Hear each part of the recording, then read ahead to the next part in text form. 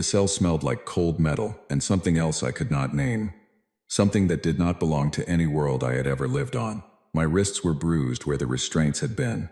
My left eye was still swollen from when they grabbed me off the colony floor 4 days ago, or maybe 5. Time moved strangely in a place with no windows and no sun. I pressed my back against the far wall and counted my breaths. In through the nose, out through the mouth. My trainer, a retired boxer named Lou, had drilled that into me when I was 12. He said a fighter who controls her breathing controls the whole fight. I had not thought about Lou in years. I thought about him now. The cell was roughly 3 meters wide and 4 meters long. The walls were a dull gray alloy, slightly warm to the touch, which told me the station was heated from below. The door was a solid panel that slid into the wall rather than swinging open. No hinges. No visible lock mechanism. A single strip of pale blue light ran across the ceiling, bright enough to see by and cold enough to make everything feel clinical. I had been given food twice. Something soft and green that tasted faintly of salt, and water in a sealed pouch. I ate everything both times. Whatever was coming, I needed to be strong for it. There were other humans in nearby cells. I could hear them through the walls. Some were crying quietly. One man had been pounding on his door for the first hour, until he stopped. I had not pounded on anything. I had sat down, catalogued every surface in the room, noted the way the ceiling strip flickered at irregular intervals, suggesting a power conduit that was not perfectly maintained, and then started doing push-ups. My name is Kale Maris. I am 24 years old. Before the Vithari took me, I was a maintenance technician on Colbin Station, a small colony at the edge of what we loosely called explored space. We had about 400 residents, a medical bay, 2 cafeterias, a school that taught 23 children at a time, and a training space in the lower level that I used 6 mornings a week without fail. I had been training since I was old enough to lace my own shoes. Fighting sports specifically. Boxing first because Lou had been there and Lou was convincing, then wrestling, because a boxer who could not answer a takedown was half a fighter. Then mixed martial arts, the full integration of striking and wrestling and groundwork into a single system that I understood not as a collection of techniques, but as a language, the body speaking to another body, an argument made in real time, with the floor as the final authority. I was not a professional. I had never competed for money or reputation. I trained because it was the most honest thing I had ever done. There was no performance in it. No audience I was playing to. Just the work and the result of the work and the gap between them, which was always the same distance as the gap between who I was and who I could be. Here, in this cell, I was thinking about that gap. The doors slid open on the morning of what I estimated was my 5th day. A Vethari handler stepped in. They were tall, nearly 2.5 meters, with 6 limbs arranged along a tapered body covered in pale gray plates that were not quite skin and not quite armor. Their faces were narrow, almost triangular, with 4 small eyes arranged in a horizontal row across the upper portion of a flat skull. This one wore a long dark garment and carried a scanning device in 2 of its middle hands. It had the body language of something that owned every room it walked into, and expected everything in the room to understand that. It looked at me the way you look at an item in a storage manifest, noted categorized, value pending assessment. It spoke in trade tongue, which I had learned enough of to get by on the colony. Trade tongue was not a beautiful language. It was blunt and functional, built for commerce and commands across species barriers. Biometric scan, it said. I stood still. The device hummed around me. The handler moved in a slow circuit, making notes on a secondary device in one of its lower hands. It lifted my right arm by the wrist and turned it over, examining the musculature. It pressed 2 fingers into my shoulder, as if testing the density of what was underneath. It made a clicking sound to itself in its own language. Fast and sharp. No natural weapons, it said, as if reading from a checklist. Minimal dermal protection, bilateral symmetry. Standard primate configuration, listed threat level, minimal. I let it say all of that. I did not correct it. It looked at my face then and seemed briefly surprised to find me looking back with no particular expression. I was not performing calmness. I was genuinely at that moment running a calculation. This being was a handler, not a decision maker. Challenging it or pleading with it would accomplish nothing. The useful information was in what it said, not in how it said it. You were selected for entertainment classification, it continued. You will be moved to the preparation facility within the hour. Cooperate fully, and you will be fed adequately. Resist, and you will be restrained for transport. What is the entertainment classification? I asked. It seemed briefly taken aback that I had spoken in trade tongue at all. Combat exhibition, it said, after a pause. You will fight in the crucible arena, for the entertainment of paying patrons. Your bouts will be scheduled at the discretion of arena management. You are expected to provide adequate spectacle before your elimination. Before my elimination, I repeated. Most combatants from your category do not survive past 3 bouts, it said, in the tone of weather. However, you will receive food, clean water, and appropriate medical attention between appearances. The Dominion maintains operational standards. I nodded once and said nothing else. The handler appeared faintly dissatisfied by my silence, the way a person is dissatisfied when they deliver news and receive no dramatic reaction. It left. I sat back on the floor and let the information settle. 3 bouts as an average. An average meant there was a distribution. Some people made it past 3. The operative question was what I could do with the gap between what they expected of me and what I actually was. I did not feel hopeful. Hope was not useful information. What I felt was focused, which was the thing that was useful. I started doing push-ups again and did not stop until the guard came to move me. The preparation facility was a wide underground space, divided into sections by low barriers. There were other fighters here, around 30 total, from species I had studied in passing and several I could not identify at all. A guard unit of 4 Vetheri in heavier plate walked a slow perimeter circuit. I was brought to a corner section and told to wait. I waited and used the time to look at everyone. In the far corner, 2 large quadruped beings with thick reddish-brown fur sat close together and groomed each other's shoulders. Along one wall, several tall, slim beings with smooth, pale skin stood with eyes closed, completely still, with the quality of stillness that was not rest but conservation. Near the central barriers, a cluster of reptilian fighters, bipedal, with scaled green-brown skin and eyes positioned on the sides of broad, flat heads, watched the room with the layered calm of creatures that had survived a great many things. One of them was watching me specifically. She was about my height, slightly broader through the shoulders, with hands that ended in short, blunt claws and a long scar running from her left temple to her jaw. She watched me with the flat, evaluative attention of a being taking measure. When I met her eyes, she did not look away. After a long moment, she gave a single nod, small and precise. I nodded back. A voice behind me said quietly, "You should be careful about eye contact with the Sori. In their culture, it can read as a challenge." I turned around.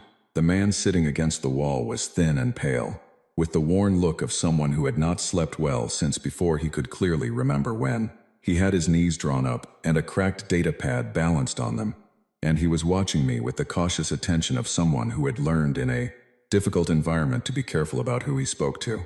"Did I just start a fight?" I asked. "I do not believe so," he said. She nodded back. "My reading of that is pure acknowledgement rather than challenge. But I should note that xenobiology and xenosociology are different disciplines, and I am much stronger in the former." He paused. "My name is Owen Garrett. I was with a research survey team 7 weeks ago. Kale Maris," I said. "Colburn Station. 4 or 5 days. Training background." He nodded toward my hands, old scar tissue across the knuckles. "Mixed martial arts. Practice, amateur level." I looked at him. "Tell me what you know about Vethari physiology, specifically where their nerve clusters sit and how a precise physical impact affects coordination." Owen looked at me with an expression that moved through surprise and landed somewhere near careful optimism. Then he opened the data pad and started talking. He talked for nearly an hour. Their nerve clusters were external, positioned along the outer edge of the major joints.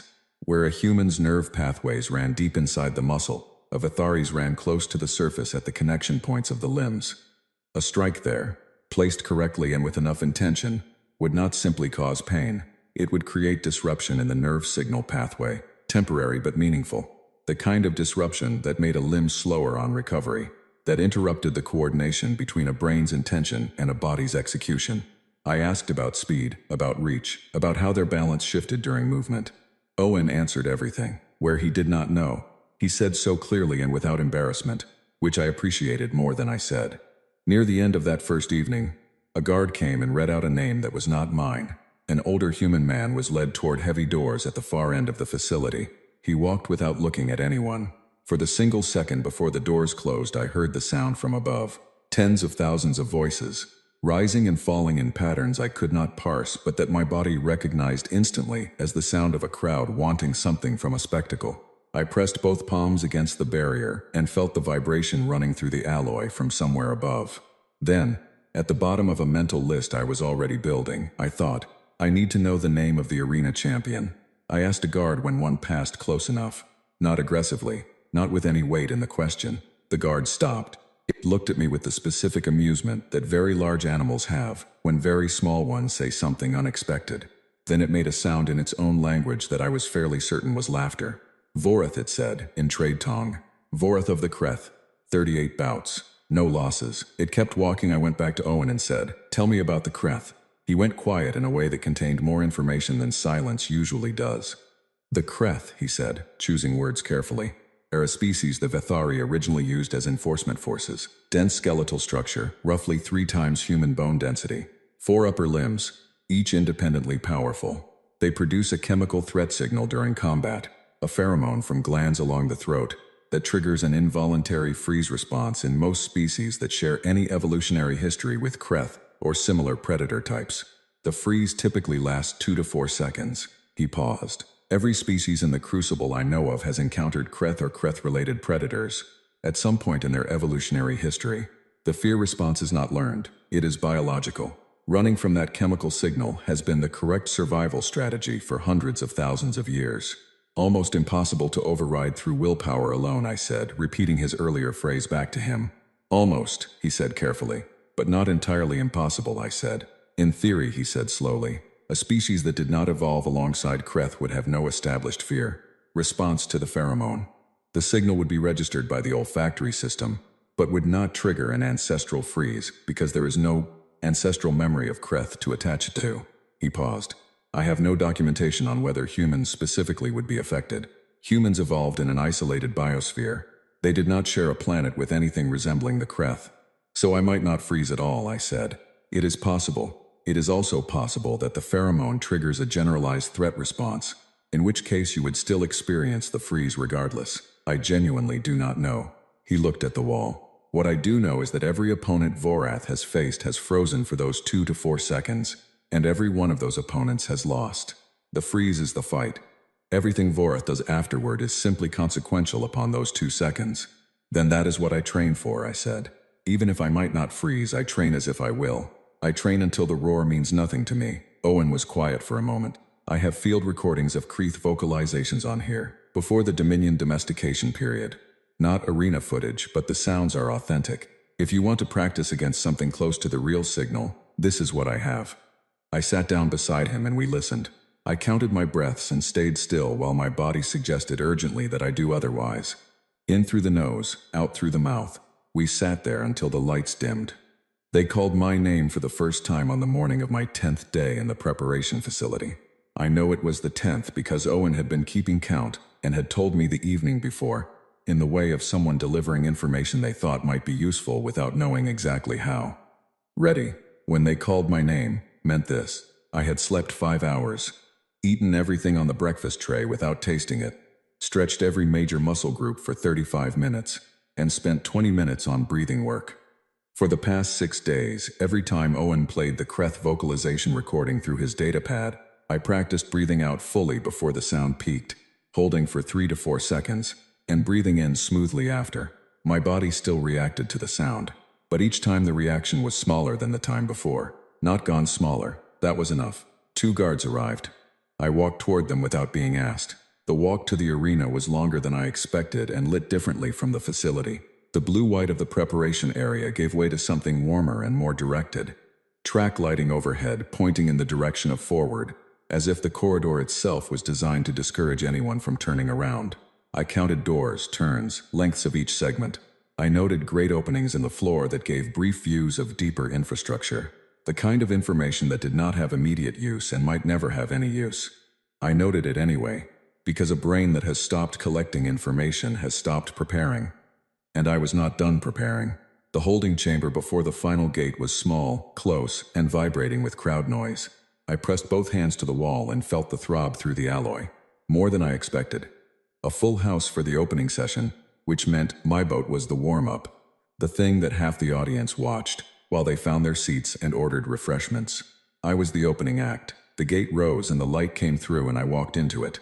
The Crucible arena was staggering, circular, with tiered seating rising to a height that put the upper levels out of focus in the ambient haze. Every seat was occupied. The sound of the crowd arrived from every direction simultaneously. The floor was sandsked with something darker that gave it slightly more grip than pure sand would have. I pressed the ball of my right foot down, testing the give and traction, and noted both. 60 meters across the floor, my opponent was already standing. It was a Vethari juvenile, young by their standards, wearing light protective gear over its joint plating, holding a short blunt instrument in one of its middle hands. It was scanning me with the specific quality of confidence that belongs to something but that has never had a reason to be less than confident. It had been told this would be easy. Its posture was broadcasting. Yes, this will be easy. The tone sounded. The Vethari came fast, long legs covering distance efficiently, moving in a straight line because it expected its target to be in front of it when it arrived. I was not in front of it when it arrived. I stepped right at the last possible moment, not dramatically, just enough to take myself outside the arc of the swing, and I was already moving in before the Vethari had completed its own momentum. Owen's information arrived in my hands as naturally as any training reflex. The outer edge of the middle limb joint, just below the protective gear, 2 strikes with the heel of my palm. Short, dense, no wind-up. The Vethari made a sound it had not been making before and pulled the middle arm in, toward its torso. Its movement shifted. It was not badly hurt. It was disrupted. And in that moment of disruption, I felt the clarity that good training produces. A system operating correctly. The crowd had gone completely silent. 1 full second. Not a sound from 40,000 beings. Then the Vethari adjusted and came again more carefully, and I respected the adjustment even as I took it away. The third exchange went to the floor. Groundwork is a specific language and I spoke it well, and the Vethari did not speak it at all. Its extra limbs working against it on the arena surface, catching at wrong angles. 1 minute and 53 seconds after the tone, I stood up from the floor in a silence that felt like weather. Then the commentator's voice cut overhead, fast and loud, clearly improvising around what had just happened. I heard the trade tongue term for beginner's advantage. I heard the word for statistical variance. I walked back toward the gate without looking up at the commentator's platform. Owen was at the barrier when I returned. He said nothing. He handed me a water pouch. We did not speak for several minutes. Then he opened the data pad. I have 3 more species profiled, he said. 2 have confirmed upcoming bout schedules from what I accessed 2 nights ago. The third is speculative. I sat down beside him and we started working. The reptilian fighter, whose name I would learn was Sava, watched me train in the yard period the next morning. She sat on a barrier 15 meters away with the stillness of a professional and observed for about 40 minutes. She had the quality of attention that serious fighters develop over years. The kind that is not casual and not predatory, but something between them. The kind that is doing math. She found me in the yard that evening. "Kale," she said. She had learned my name from somewhere. "Your first bout. You did not run. Running from a longer-limbed opponent on open ground is the wrong approach," I said.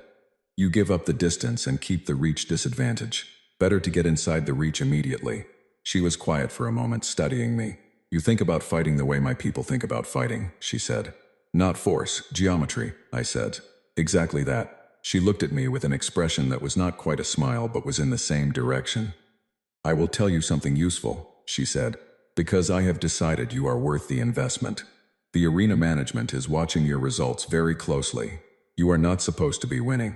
You are supposed to be providing spectacle before an early loss. They will not adjust your schedule yet because they do not want to acknowledge that they are adjusting it. But after another win or 2, they will accelerate the difficulty. They will want to correct you before the betting markets shift significantly. How much time does that give me? 2 or 3 bouts. Possibly 4 if their bureaucracy is slow, which it often is." She paused. "You should use the time." I thought about Vorath, 38-0. "Do you know about Vorath of the Kreth?" Her stillness shifted, not fear. More like the stillness of someone who has just been asked a question that opens a larger question behind it. "Everyone in this facility knows Vorath," she said. "Owen tells me the Kreth freeze response is near universal across species," I said. "It is," she said. "I have watched 3 fighters from my own people go into that arena. 3 beings who do not feel fear easily, and who have trained their entire adult lives." She paused. All 3 froze. All 3 lost. "Vorath is not a fighter in the way you and I are fighters. Vorath is a mechanism. The pheromone is the mechanism. The fighting is almost secondary." "Then the pheromone is the problem I need to solve," I said. She considered this for a long moment, looking at me with the careful appraisal of someone deciding how much to invest. "You are planning to fight Vorath," she said. "I am planning to be in a position to fight Vorath," I said. "I need to get there first." She considered this. Then she said something that I kept turning over in my mind for the rest of my time in the Crucible. Every species in this arena evolved to fight one specific threat, in one specific environment, across one stretch of evolutionary time. The Vetheri evolved against the Kreth. The Sauri evolved against the coastal predators of our home ocean. Everyone here evolved against one thing. She looked at me steadily. Humans evolved against everything, every climate, every terrain, every threat that ever existed on your world, and then every threat you found after you left it. Your species never specialized because specialization was never an option. You stayed generalists. And a generalist, when they are genuinely good, can fight anything. I did not disagree with her. My second bout was against a Gorvani, a broad, low-built quadruped with a thick natural shell structure covering the upper body and most of the head. Slow, enormously strong. The crowd expected it to wear me down against the wall and finish me in a corner. I moved for the first 4 minutes. Not retreating, not conceding ground I could not recover, but changing angle with regularity, making the Gorvani commit to direction before I committed to counter-direction. I watched it telegraph the next swing in the slight hitch of its front right limb, a tell appearing in the half-second before each strike. I watched it breathe.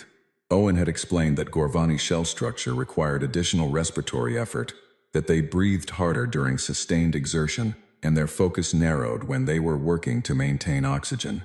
I waited until the breathing told me the focus had narrowed. Then I moved inside the reach, worked the exposed seam points Owen had mapped for me the night before, and was patient with the particular patience that training builds over years. The patience for doing nothing dramatic when doing nothing dramatic is the right move. The bout lasted 9 minutes. The Gorvani sat down with the confused dignity of something that had run entirely out of plans and could not account for why. After the second bout, the food portions in the preparation facility increased. No announcement was made. The portions simply changed. I noted it and said nothing. My third opponent was a Sci, a species with a form of low-level sensory disruption that targeted the brain's processing functions. Owen had spent 2 full evenings identifying it from the arena records he had accessed. Not dramatic, nothing cinematic. More like interference on a transmission. Vision became unreliable. Balance shifted slightly. Sounds arrived at wrong intervals. Opponents reported hallucinations, spatial confusion, the feeling of moving through a space that was not quite matching what their eyes reported. The mechanism targets your sensory processing. Owen explained carefully, the evening before, your eyes work, your ears work. The brain's interpretation of the input is corrupted. You cannot fight through it the way you fight through pain because it is not pain. It is the instrument itself going out of calibration. What if I take the instrument offline before it can be interfered with? I said. He looked at me steadily. I close my eyes before the Sci activates the disruption. If the primary channel is already offline, the interference has nothing to corrupt. I fall back on hearing. Owen was quiet. Human spatial hearing is genuinely strong, he said slowly. Your ear structure gives a solid binaural baseline. You evolved on open plains tracking prey by sound across long distances. In an enclosed arena, you should be able to localize position from footfall and airflow. He paused. There is also the crowd. A sufficiently attentive audience tracks the same movement you would be tracking. When 40,000 beings shift their collective attention, that shift has a sound. You could use it as a secondary cue. That is what I thought, I said. For 3 days before the third bout, practiced in the yard with my eyes closed, moving by sound alone, tracking Owen's position from his breathing and footsteps on the facility floor. He was not built for this kind of physical practice, but he was willing and consistent, which was what I needed. I walked out for the third bout and closed my eyes before the tone sounded. The crowd reacted with a baffled silence that was different from the silence after my first bout. The silence after the first bout had been disbelief. This was more like 40,000 beings recalibrating their expectations in real time. The Sci activated its disruption almost immediately. I felt it as mild pressure behind my eyes, a slight distortion in the depth of sounds, and I breathed through it and listened for movement. The Sci was lighter than anything I had faced before. Its footfall was a brushing sound over sand, more cloth than foot. I tracked it by that brushing, and by the shift in the crowd's attention, which Owen had theorized correctly. 40,000 beings tracking the same moving target created a subtle directional bias in the ambient sound, a leaning of the room's collective noise toward wherever the action was. It was real and it was usable. When I moved with commitment. The Sci's disruption field relied on hesitation, on the fraction of a second between seeing something and deciding how to answer it. I did not give it that fraction. I committed to direction before the hesitation could arrive. I won the third bout. After the third bout, Something changed in the preparation facility that was not dramatic but was visible to anyone paying attention. The quadruped beings started watching me during yard periods. The tall gray meditating beings began opening their eyes when I moved through the space. Sava started spending more time in my section. Other fighters, species I had exchanged only nods with, began positioning themselves closer during training, watching without watching. The way fighters watch when they are genuinely studying something, rather than merely looking at it. Owen received a communication smuggled to his datapad through the channels he had been cultivating since before I arrived. The betting structure for my next bout had shifted substantially. Someone with significant resources had placed a wager in my favor at long odds. Who? I asked. Someone inside the Dominion structure, Owen said. That is all the data I have. But the position size suggests a major institutional player, not an individual. He paused. Someone who wants the Dominion embarrassed on its own platform. It does not change my preparation, I said. No, Owen agreed. But it may change what is available to you after. That evening, Owen found the medical record. He found it in a supplementary archive attached to the arena management calendar, filed under Vorath's trainer registration, included in a batch upload that had never been properly restricted. The record detailed a neural regulation implant Vorath had received 3 years prior, before the current championship run. The implant blocked the transmission of damage signals past a set threshold. Vorath could not feel serious pain. Vorath could not feel the fatigue signals that told a body's brain when to slow down and protect tissue that was being worked past its safe limit. Owen explained the other side of this carefully, the way he explained things he considered important enough to slow down for. The body's fatigue signaling is not only about discomfort, he said. It is also a protective feedback loop. When muscle tissue is significantly damaged or exhausted, the signals it sends cause the brain to reduce output demands, preventing further degradation. Without that feedback, the brain continues demanding maximum output from tissue that is no longer in a condition to safely provide it. The muscle degrades further than it would under normal conditions. Coordination fails. Eventually, the structural integrity of the tissue itself is compromised. He set the datapad down. Vorath cannot feel when to stop. Against an opponent who ends fights quickly, this does not matter. Against an opponent who keeps the fight going long enough for the degradation to accumulate, Vorath defeats himself, I said. In essence, yes, Owen said, but only if the fight is long enough, which requires surviving contact with Vorath for long enough. He paused. Which is the problem? Yes, I said, that is the problem. I lay awake for a long time that night. After Owen had fallen asleep with the datapad balanced on his knee, I stared at the pale strip of ceiling light and thought about the fight as a geometry problem. How do you survive contact with something that is stronger, heavier, and functionally impervious to pain long enough for its own body to work against? You do not stay at striking distance where forearms can find you. You do not try to match power against power. You use your comparative advantage, which is not power and not size. It is endurance, human endurance. The endurance of a species that hunted across open ground for hours and refused to stop, because stopping had never been survivable. The freeze is the door. Get through the freeze, survive the first exchange, stay in the fight. Work the left side joint damage until the degradation is visible. Then find the single moment when Vorath's pattern commits fully, and the angle is wrong for forearms, one moment, then the next. That was all it ever was. I slept. When the lights came up, Owen was already awake and the datapad was open. The championship bout was announced on the 42nd day of my time in the Crucible. Owen received the arena schedule through the access channels he had built, across 6 weeks of patient work, and read it to me in the quiet before the yard period, before most of the facility was moving. 2 more preliminary bouts, then the Crucible's grand configuration, every seat, every tier, the full 40,000 capacity of the station. My name and Vorath's name on the same schedule line, separated by 8 days. I ate my breakfast without speaking for several minutes. I thought about everything that had brought me to this sentence, and everything that needed to happen in the next 8 days, for the sentence to mean what I needed it to mean. The preliminary bouts came and went. The 4th was against a venomous ambush predator that Owen identified from its behavioral patterns. It used heat-sensitive receptor pits along its lower body to track target position.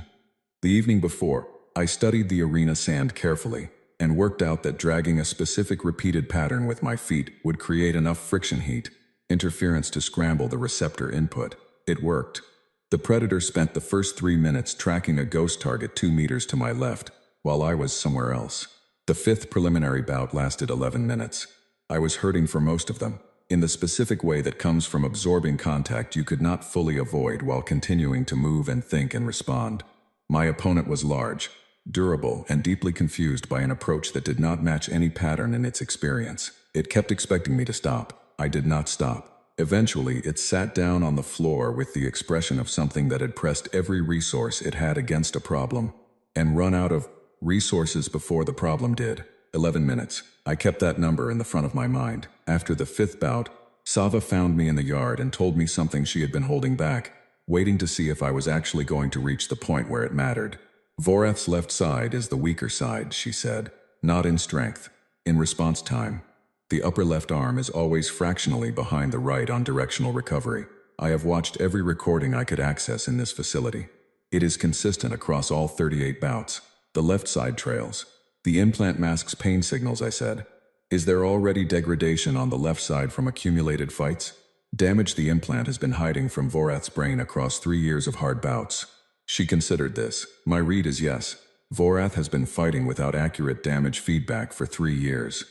The left side has absorbed uncompensated stress for longer than the right. The implant makes Vorath feel invulnerable. The tissue knows otherwise. Then the left side is where I work, I said. Yes, she said. And there is one more thing. She looked at me directly. When Vorath finishes a fight, the sequence is always the same. Both upper arms sweep in simultaneously from the sides while the lower arms drive forward. It is a closing pattern. It leaves no conventional exit on either side. She paused. Every opponent has tried to step backward or sideways. The sweep catches them regardless. What if you step in? A pause. No one has ever stepped in. Because they froze first, I said. Because they froze first, she agreed. I spent 2 days after that, sitting with Owen and mapping every recording he had of Vorath's bouts, frame by frame, building a complete picture of the pattern. Owen annotated the left side response delays in each recording, so I could visualize the degradation as a curve over time, growing more pronounced as the bouts progressed through the 3-year run. He built me a rough projection of what the left side delay would look like now. 3 years in and 38 fights deep, accounting for the exponential nature of uncompensated tissue damage.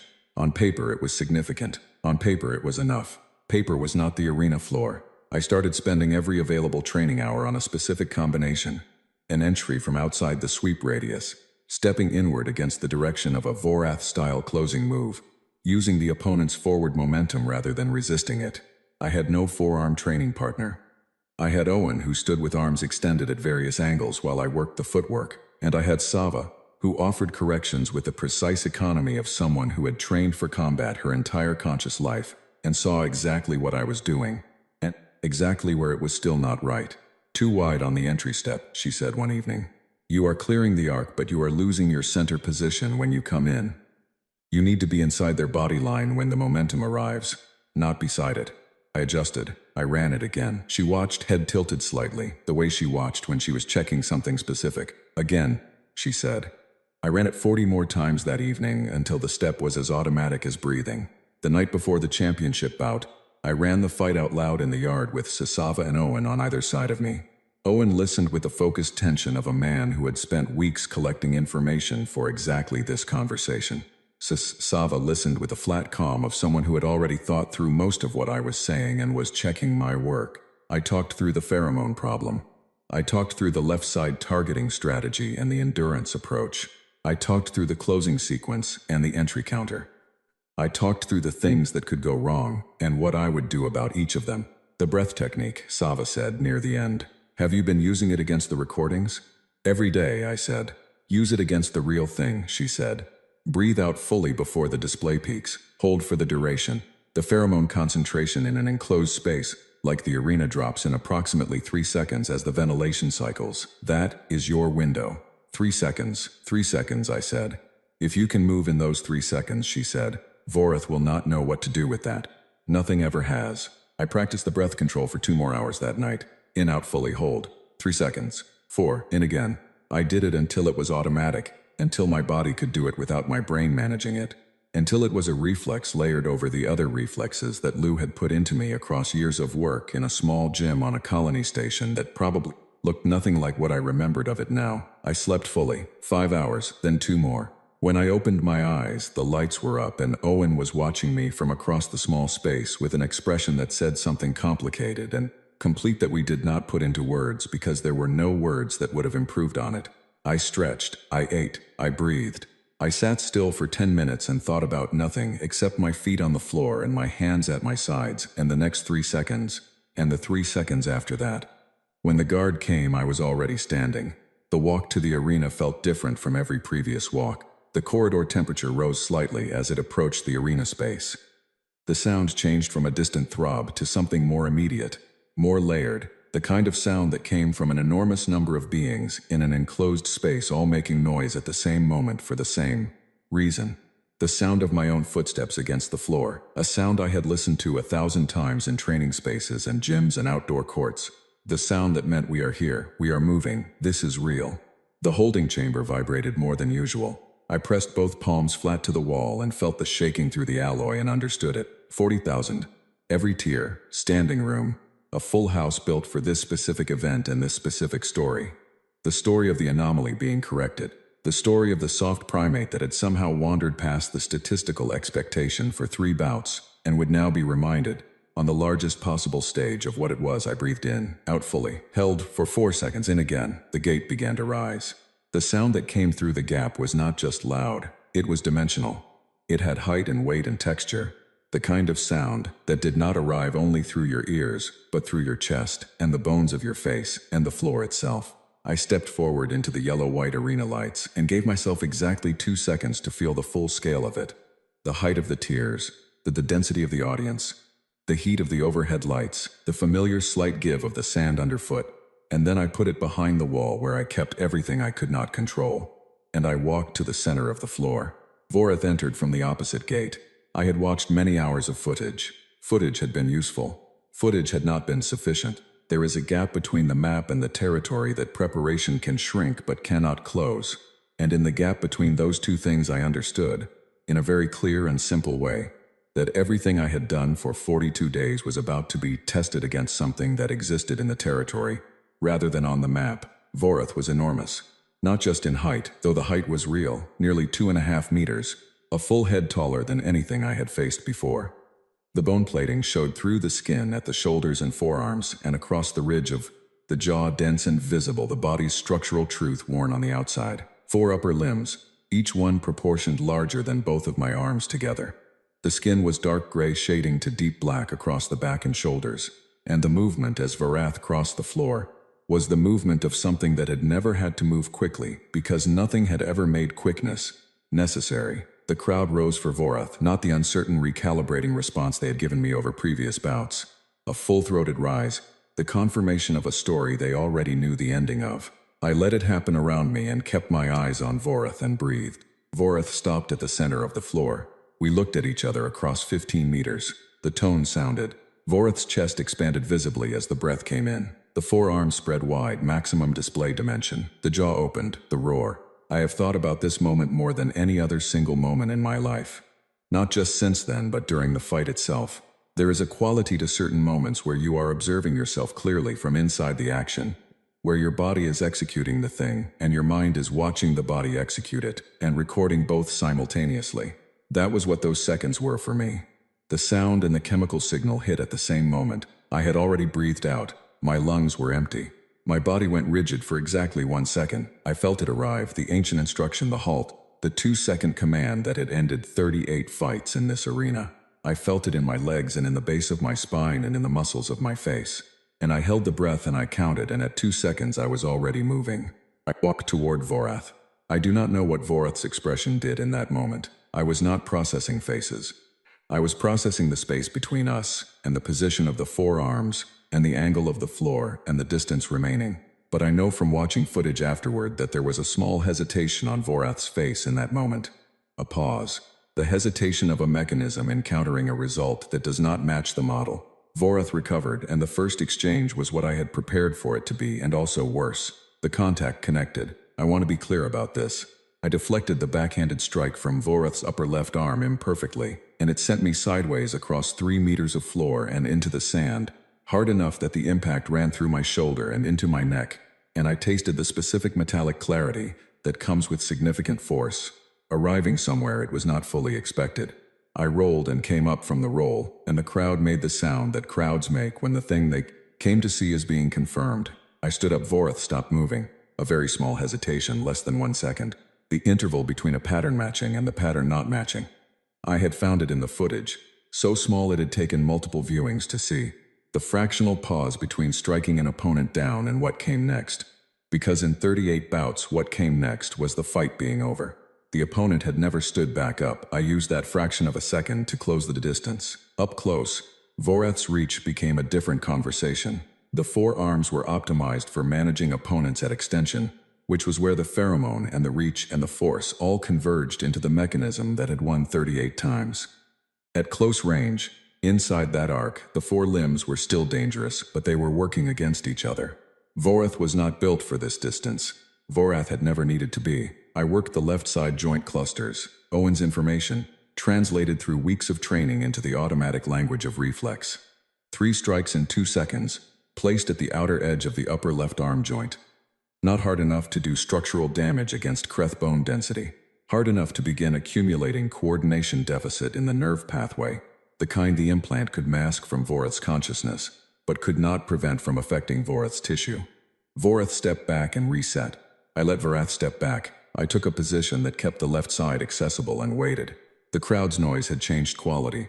I registered this in the back of my mind while the front tracked position and angle and distance. The crowd had come for a specific story and was watching a different story and did not yet know what the different story meant. The second major exchange was harder. I took more contact and gave ground across nearly a quarter of the arena floor. I was not trying to avoid every hit. Avoiding every hit from a four-armed opponent with Voreth's coverage was not achievable.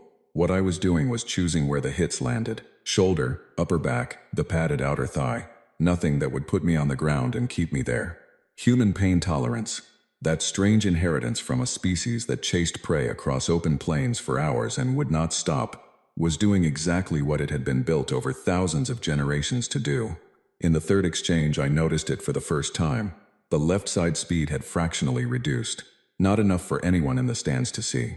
Enough for me to feel in the rhythm of the exchanges, in the half-second delay that was edging toward 3/4, in the way Voreth's lower left arm was increasingly compensating for the upper, taking on load that the upper should have been managing alone. Sasava's projection was coming true. The accumulated damage of 3 years and 38 fights, hidden from Voreth's brain by the implant, was expressing itself in the tissue whether the brain knew about it or not. I began targeting the left side exclusively. Every contact I initiated went to the left joint cluster. Every evasion I made positioned me where Voreth's next move required the left side. I was not trying to finish the fight. I was running a clock that Voreth did not know was running. The fight continued. The crowd continued. The sound from above shifted and shifted again as the minutes accumulated, and nothing resolved the way it was supposed to resolve. Voreth was driving hard, adapting, using the right side more and the left side differently, and I could feel in every exchange that we were both operating at the edge of what we had, and the question was what edge gave out first. In the period I estimated as 10 minutes in, Voreth came with the finishing sequence. I had seen it so many times that I saw it arriving before it arrived. The slight change in shoulder position, the micro-adjustment of the lower arms that preceded the upper arm sweep, the gathering of intent in the compression of the body before full extension. Both upper arms swept in from the sides. I was already stepping inward. The arms swept past on either side of me, and caught only air because I was inside the minimum useful arc of that motion. Voreth's forward momentum had nothing to catch it, and I redirected it with both hands, driving left toward the damaged side, and 38 fights worth of uncompensated left side degradation, and 10 minutes of accumulated disruption, and the simple physics of a body being moved in the direction it was already beginning to fail arrived at the same moment. Voreth went down. What followed I will describe without detail. I was precise, I was methodical. I worked the nerve cluster at the neck seam, the exposed point where the protective plating ended, and the dense muscle of the shoulder began.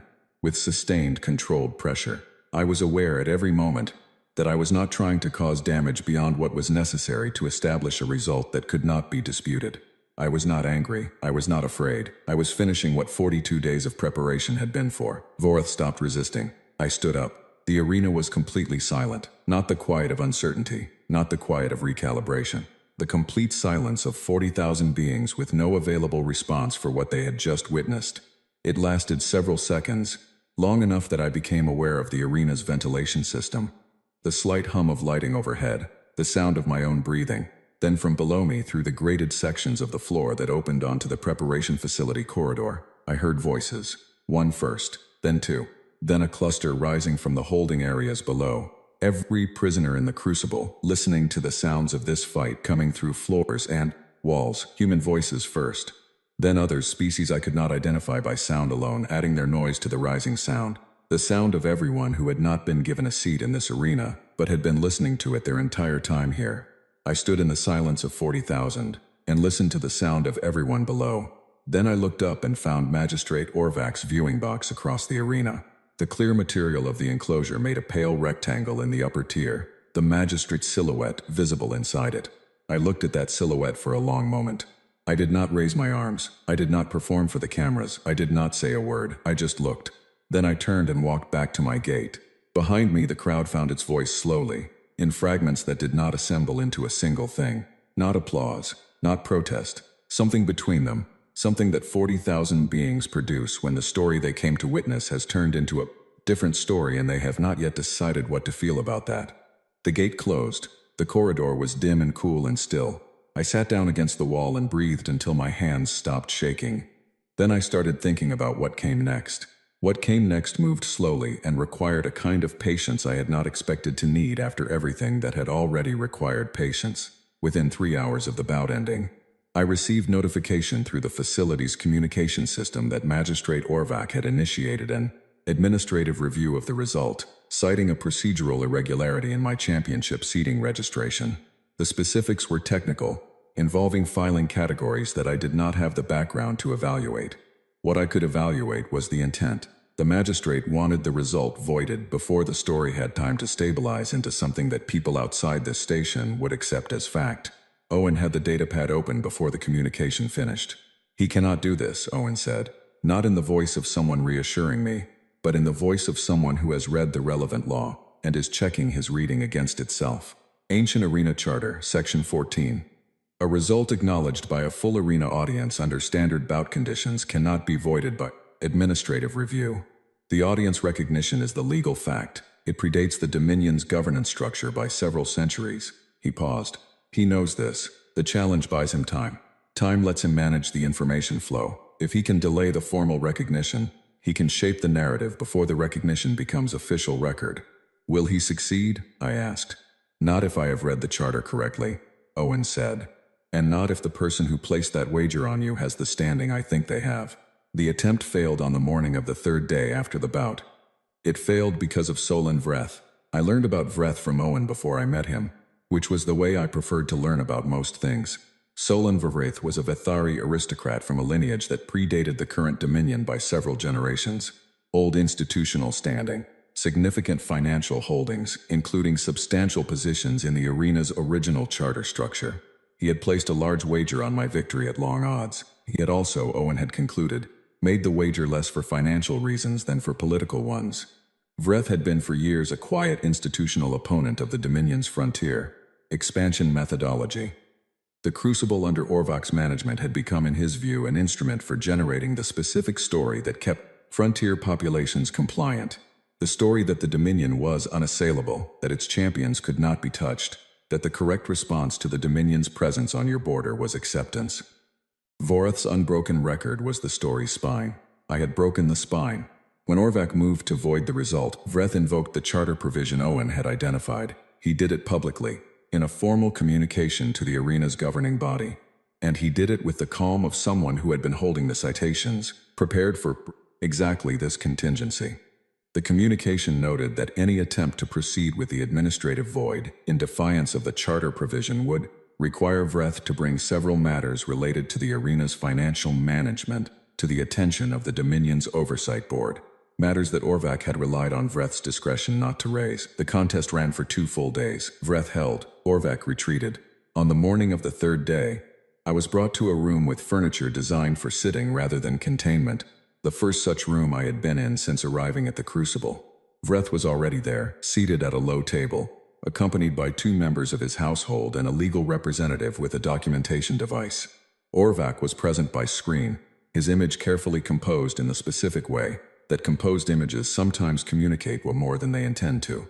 Vreth was smaller than I had imagined and older, with the deliberate quality of a being who had never needed to hurry because things waited for him. He looked at me for a moment with genuine assessment. Not the cataloging assessment of the handlers on my first day, the assessment of someone deciding whether a thing is what they thought it was. The footage does not fully capture what was in the room, he said, in fluent trade tongue. I was there in person. I believe I understand it more completely than most who watched on a screen. Thank you for the charter intervention, I said. Self-interest and principle aligned on this occasion, he said honestly, without the need to be humble about it. I found that convenient. He settled in his seat. Arena law gives the recognized champion the right of petition. I am here to hear yours. I had been constructing this conversation for 3 days. I had known the opportunity was coming and I had not wasted the time. Every prisoner in the preparation facility, I said. All of them. Released. Vreth did not react visibly. He simply looked at me. All of them, he said. All of them, I confirmed. A silence. The legal representative began to speak. Vreth's hand came up and the speaking stopped. The arena management maintains agreements with multiple sovereign entities, ownership contracts, standing arrangements that predate this conversation by years, Vreth said, carefully and without dismissiveness. A blanket release is not within my ability to compel regardless of the charter provision. What is your actual ask? I had not prepared an ideal scenario. I had prepared the best outcome achievable within the actual room I was in. All human prisoners, I said. All members of Sava's species. Any prisoner from a non-Dominion territory held for more than 60 days without formal charge under Dominion law. I had asked Owen about the law specifically. 60 days was the threshold, below which the management had cleaner grounds to contest. Above 60 days they had weaker footing and Vreth had more leverage. Vreth looked at his legal representative briefly, a rapid exchange in Vethery, then back to me. That petition I can compel, he said, with appropriate pressure through appropriate channels. The magistrate has several considerations he prefers not to have examined closely. Prisoner releases are a reasonable price relative to that. He was quiet a moment. It will take several days to process. The documentation is distributed across multiple filing systems. What are their conditions during that time? I asked. I will have them improved immediately as a condition of my cooperation with the magistrate. On the financial review I mentioned, Vreth said. He looked at Orvak's screen with the equanimity of someone looking at a minor inconvenience. The magistrate will find that arrangement reasonable. Orvak's image looked at nothing in particular. All right, I said. The week of waiting that followed was its own kind of endurance. I remained in the preparation facility, which was its own piece of information. That I could be released immediately but chose to stay was a choice I made clearly, and Owen noted it without comment. True to Vreth's word, conditions improved on the second day. Better food, more yard time, medical access for those who had been waiting too long for it. Owen organized the human prisoners with the systematic focus of someone who had been building a structure for this moment for weeks. Names, colony records, family contact information reconstructed from memory, a document that made everyone in the group legible on paper. He had the folder before anyone asked him for it, because Owen believed with quiet conviction that people who could not be made invisible could not be unmade. Sava sat with me in the yard on the second day. We did not speak for a long time. The station sounds moved around us. Eventually she said, "When you go back, they will ask you questions." "I know," I said. "Answer them clearly," she said. "Not with heat, not with fear. Clearly." She paused. "What you did in that arena will be taken and used by many people for many purposes. Some will use it well, some will not. You cannot control that. What you can control is the version that comes from your own mouth, in your own words. What would you want someone to say?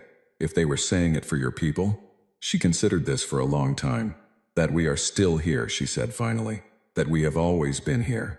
That the Dominion's presence on our border did not erase us and has not erased us." She looked at me. "And that the galaxy is larger than the parts of it that the Dominion controls." On the 6th day, Vreth sent word.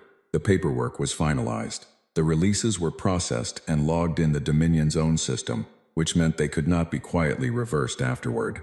The transport was docked at a secondary port of the station.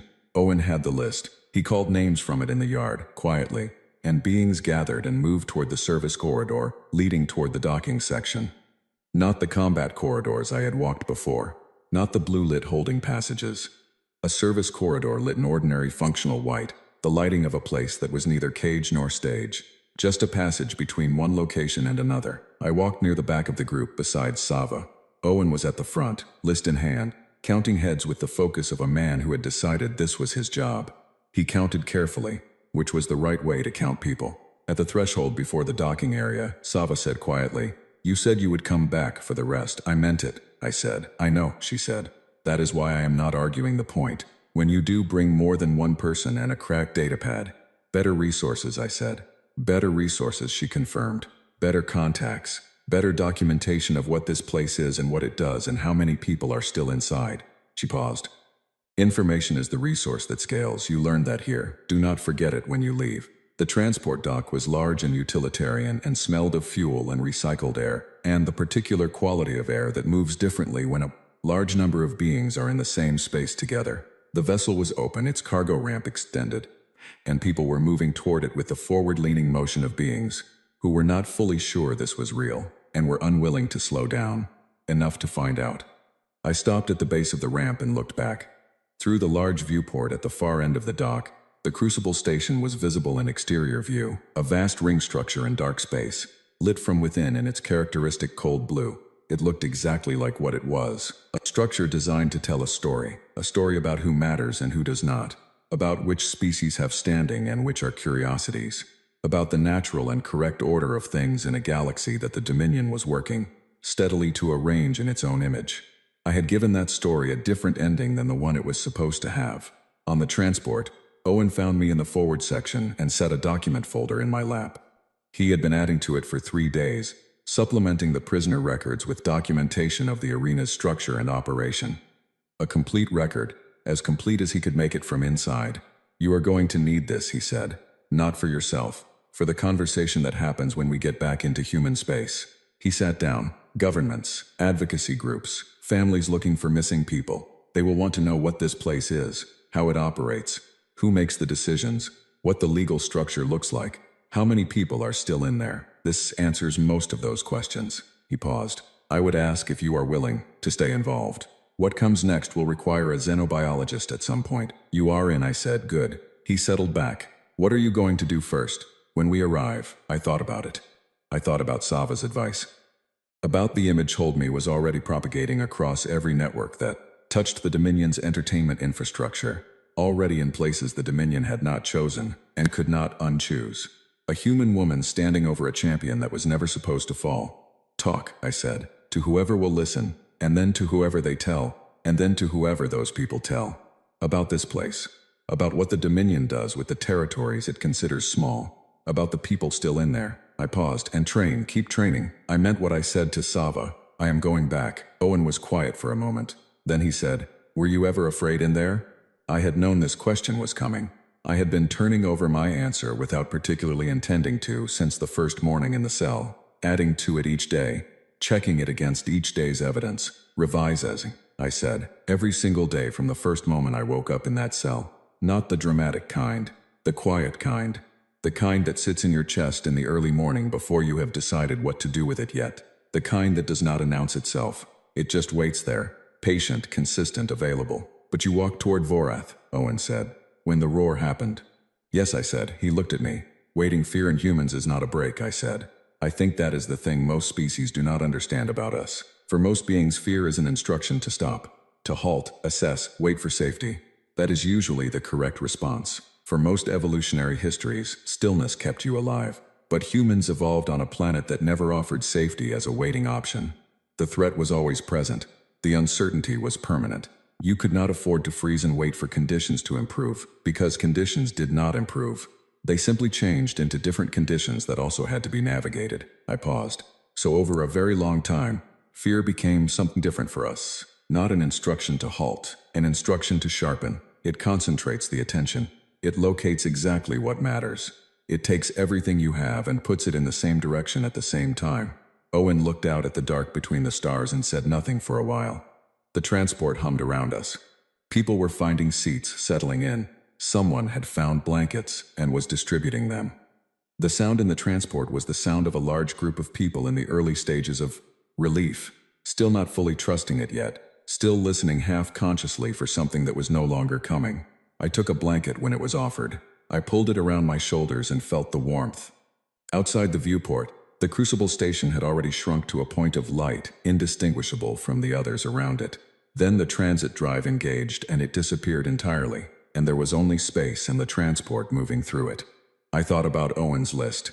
All those names, all those colony origins, all those family contacts, reconstructed from what people had been able to hold on to in their heads across weeks and months in a place designed to make them anonymous. Each name a person. Each person a complete thing that the Dominion had tried to reduce to a category and had not managed to reduce, because human beings, and the other species in those cells, had kept being people, regardless of what category they had been assigned. I thought about Sava and her advice about clarity over heat. I thought about Vreth and the ancient law that had been sitting unused in an archive for centuries, waiting without knowing it was waiting for exactly the situation it was designed for. I thought about Lou, in his gym, arguing with someone about footwork. I thought about the morning I had woken up in that cell and started doing push-ups because it was the thing I could do. I thought about the 2 seconds in front of Voreth's roar when my body wanted to stop and I chose, moment by moment, breath by breath, not to let it. One moment, then the next. That was all it ever was and all it ever needed to be. Owen had fallen asleep in the seat beside me, the documentation folder still loosely in his hands. I took it gently and set it upright beside him so it would not fall. Outside the viewport, travel distance accumulated in the dark. Behind us, in the direction we had come from, everything that still needed to be done remained undone, waiting with the patient consistency of things that do not resolve themselves on their own. They built that arena to show the galaxy what humans are worth. I gave them a different answer. The answer was out there now. On every network the footage had reached. In every conversation it would start. In the memory of 40,000 beings who had sat in those seats and watched with their own eyes and could not be told they had not seen what they had seen. It was a beginning, not a conclusion. Beginnings are better than conclusions at the start of something. Conclusions come later, after the work. I had a long list of work ahead. I have always preferred long lists. Short lists mean you are nearly done. Long lists mean you have somewhere to go and something to do when you get there. I looked out at the stars and started building the next list.